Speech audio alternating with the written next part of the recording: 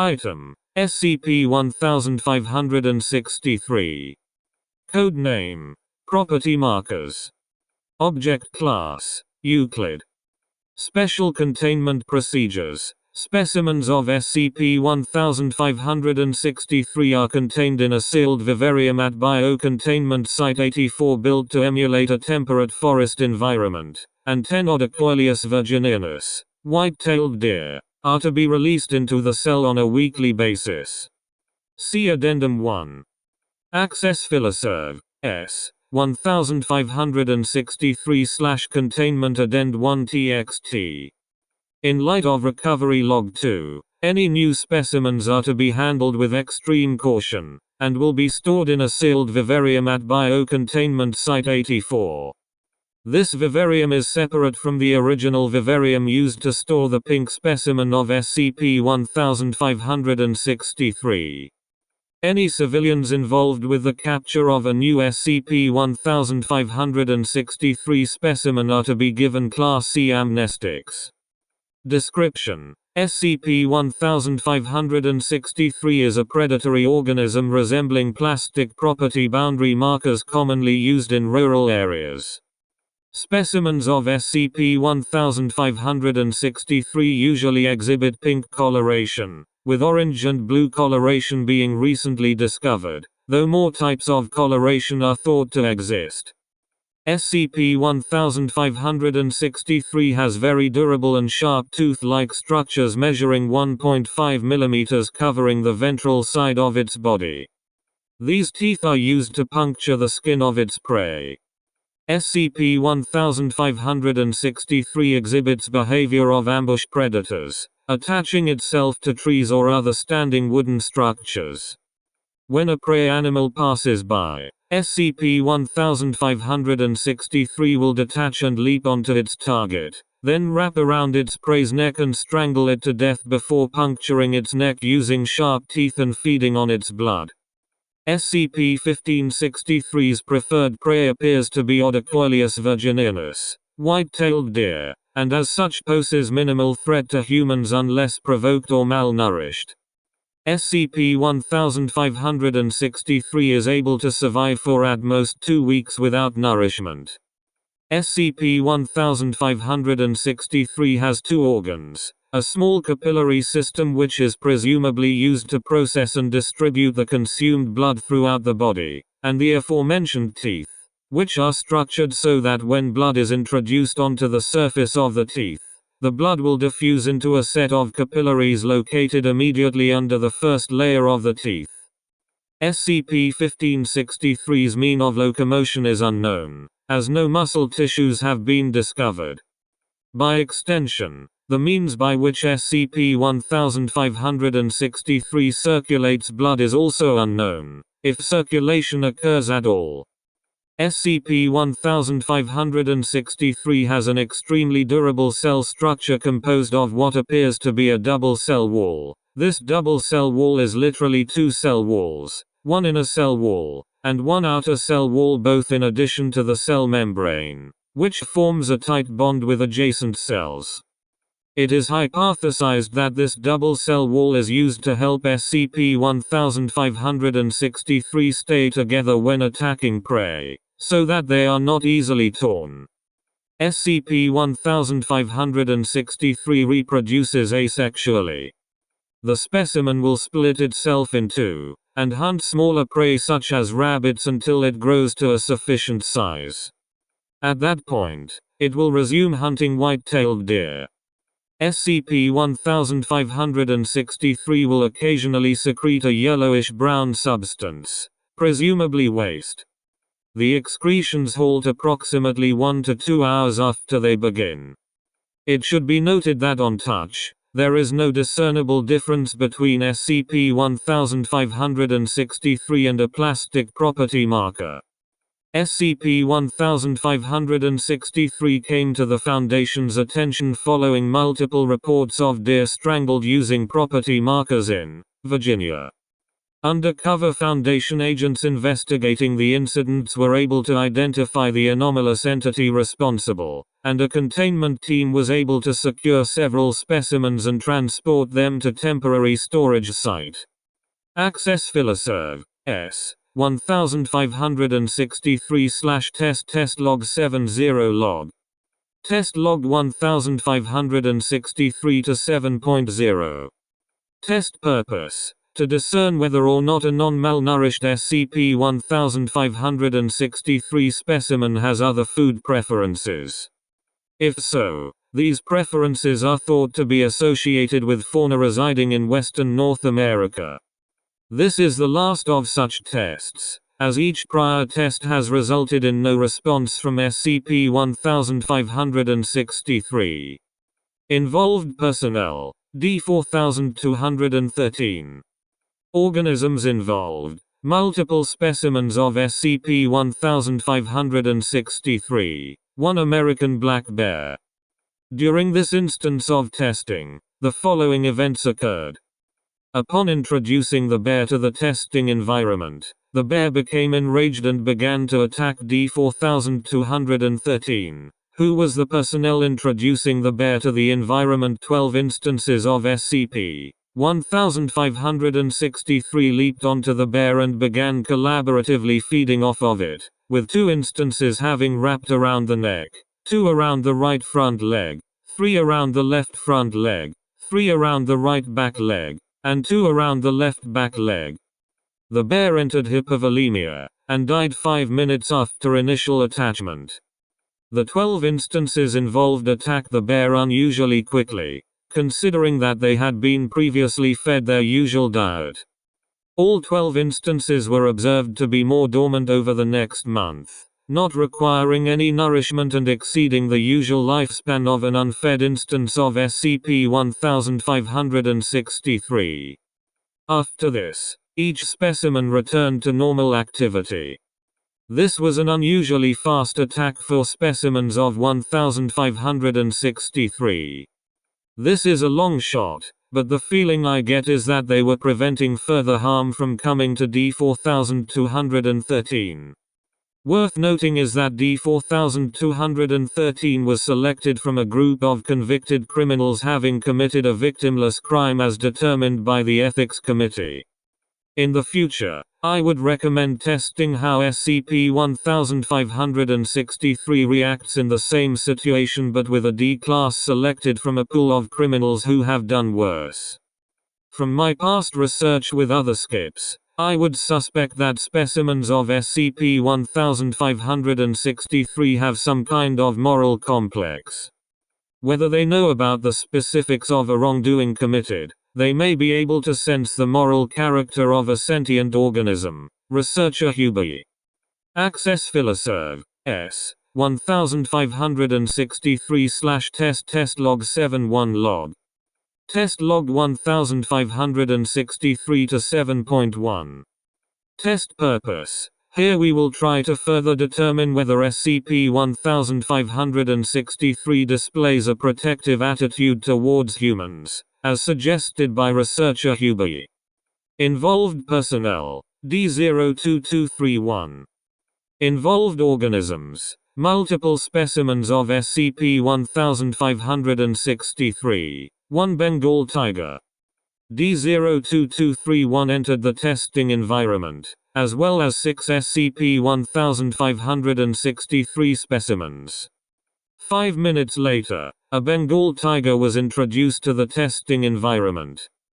Prior to testing, the tiger was not given any nourishment for 2 days, and then was agitated immediately preceding this test using various methods. Once the tiger was introduced to the testing environment, it immediately assumed a stalking posture. At this time, the SCP-1563 specimens were attached to the trees in their vivarium. The SCP-1563 specimens then began to detach themselves from the trees. The tiger pounced onto D-02231, causing a massive laceration in his left arm. The SCP-1563 specimens then dove off of the trees and began to attack and feed on the tiger. The tiger then died approximately 4 minutes later due to hypovolemia, similar to the bear in the previous test. We know that the Bengal tiger is not native to the area in which we initially found SCP-1563, and to date we have not found any SCP-1563 specimen in southern Asia. This is further evidence that SCP-1563 may be protective over humans, as the Bengal tiger should not hypothetically be in the diet of SCP-1563. D02231 was selected from a similar pool of convicted criminals as D4213. I still recommend testing this with other D-class of lower moral standing. Researcher Hubie. Access Filoserv. S. 1563/Addenda Addend 1 TXT. Addendum 1563-1. During a lab test to further study SCP-1563's anatomy, researcher noticed microscopic text on the dorsal side of an SCP-1563 specimen's body which displayed the words pink, protect. Testing is underway to view both the dorsal and ventral sides of each SCP-1563 specimen currently contained. This text implies that there are SCP-1563 specimens that exhibit a different color. A retrieval mission is underway to obtain new colors of SCP-1563. This seems to confirm my suspicions. But the inclusion of pink on this label implies that there are other colors of SCP-1563, perhaps with other properties. To date we have only discovered pink specimens. I am immediately requesting further examination of SCP-1563's initial recovery site and then we will determine where to go from there. Researcher Hubie. Access Filoserv. S. 1563/Addenda Addend 2 TXT. Addendum 1563-2. A group of 7 SCP-1563 specimens with orange coloration were recovered near area. Upon immediate examination, each displayed text on the ventral side of the body stating orange, restrict. All specimens were actively hostile toward personnel not assigned to area. This resulted in severe injuries to researcher. It is currently unknown why these specimens were discovered in such close proximity to a high-priority Foundation base. It's been months since we've had any new developments with this SCP, but here it is. I conjecture that this also confirms my previous suspicions that 1563 can anomalously sense things it should not otherwise have any way of knowing. For instance, how would the orange specimens have known what personnel are assigned to area and what personnel aren't? They don't even have a nervous system in which to store such information. Researcher Hubie. In the months following the discovery of orange-colored SCP-1563 specimens, a group of 4 blue specimens were recovered near California, an area known to be particularly dry. Text was discovered on the dorsal side displaying blue, drench.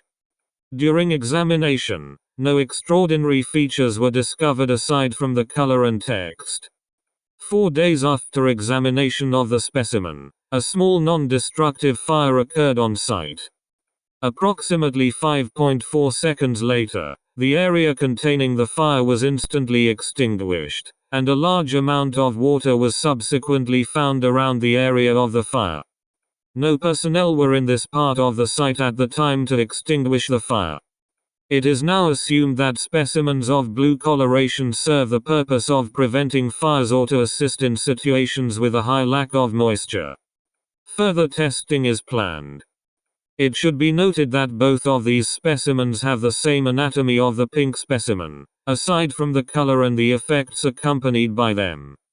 Access Filoserv. S. 1563/EXP Recovery 2 log. Following multiple caving-related deaths in a cave near, and subsequent reports of plastic black ribbons closely associated with the deaths, researcher Huber suspected that this was involved with a new instance of SCP-1563. The following is the video log transcript of the subsequent investigation. Recovery Log 1563-2. Date. Team: Foundation Recovery Team 55. Subject: SCP-1563. Team members: P5-1, P5-2. Team led: P5-9. Begin log.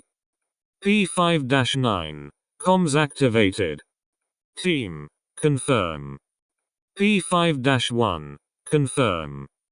P5-2. Confirm. P5-9. Communication confirmed. Right, ladies and gentlemen, this one's a safe, but we may be stepping into unknown ground here. Stay frosty. Site command: 559. You are clear to deploy. P5-9. Heard loud and clear. Let's go. The team enters the cave with P5-9 taking the lead. P5-2's video feed shows a large amount of a yellowish-brown substance around the top of the entrance of the cave. P5-2, look up. We know these things are expelling waste. That's gotta be what that is. P5-9, you're right. Keep an eye on the roof of the cave, but don't get too distracted. Skips can be clever bastards. The team continues further into the cave, which has maintained a mostly horizontal orientation until now. They have reached a steep vertical drop. P5-1, that's a deep drop. We going in there? P5-9, we'll have to. It would be poor taste to leave empty-handed. We've seen evidence of 1563 but no actual specimen yet. We have to at least leave knowing that something's in here, or not, then they can bring in a larger team for recovery. 2. I want you to stay up here to secure myself and one's descent. We'll need help getting back up, too. You should be fine. We haven't found anything in the cave up to this point, so if anything's in here, it's down there. Understood, team? P5-1, understood. P5-2, understood. P5-9, alright, 1. Let's do it. P5-9 and P5-1 begin securing rappel equipment into the cave floor. Once the safety of this is checked, they begin. P5-1, been a while since I've done this. P5-9, you'll be fine. Just remember your training. Approximately 5 minutes after descent began, P5-1 and P5-9's video feeds were disconnected from Site Command's communications, but their audio remained connected to P5-2's local feed. The video feed shown here was recovered later. P5-1, Jesus, how deep is this? It's a cave. Shouldn't go this far. P5-9, relax, we're almost there. 2 more minutes pass, and the floor of the drop is visible on both P5-9 and P5-1's video feed. P5-9, steady. 1. We're about to hit the bottom. 2. Please make sure the ropes are secure for our ascent later. Let me know if our feed begins to drop. P5-2, will do. Be careful down there.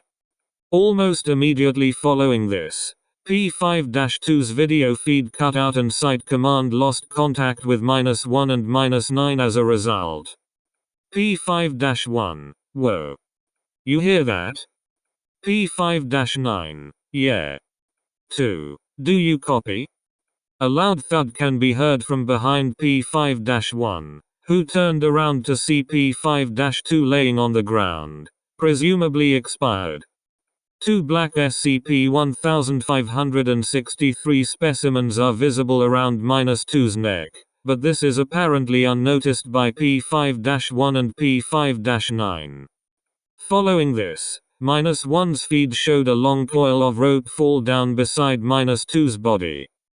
P5-1, oh shit. How? What happened? P5-9, fuck. That leaves one rope for ascent. This is why they tell you not to get attached. 1. Sitecom will send someone back in here eventually, but for now, we press on. We're not done in here yet. Keep steady and follow me.